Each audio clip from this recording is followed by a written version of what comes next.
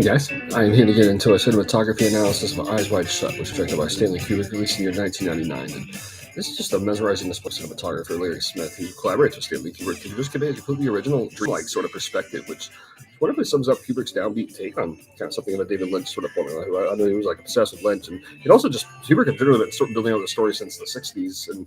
just was often brewing on a lot of comedic perspective by way of how he was wanting to cast a lot of action or comedy actors before he just sort of settled on Tom Cruise, which I love this casting choice as much as I love Ryan O'Neal's casting and Barry Lyndon. That's what this project reminds me of the most of overall, I think. And so this kind of feels like Kubrick's kind of continuing the foundation of a lot of what he did with Barry Lyndon into more of a thriller perspective, as it deals a lot with identity and kind of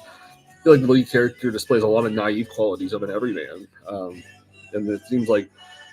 Smith is just wonderfully conveys just colorful lighting in the cinematography as Cruise is just wandering around the nighttime streets, which was, although this was filmed in England, it was intended to be a display of New York City, which is just a completely original kind of dreamy display with just looming nightmarish qualities. And Cruise just meets all kinds of characters in this nighttime odyssey, which just displays a lot of rainbow kind of lighting, just colorful imagery,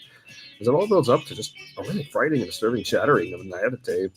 And this is a dreamy and nightmarish depiction of what obsession is, as it holds up as just, I think, perhaps the most subtle kind of visual film that Kubrick made in his filmography. And it's certainly about the most colorful one, along with 2001: Space Odyssey, Clockwork Orange.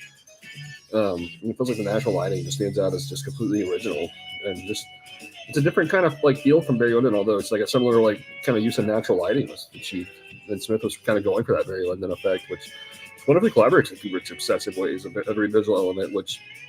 Kubrick is always here was just like going for all kinds of intense retakes to get the exact kind of tone of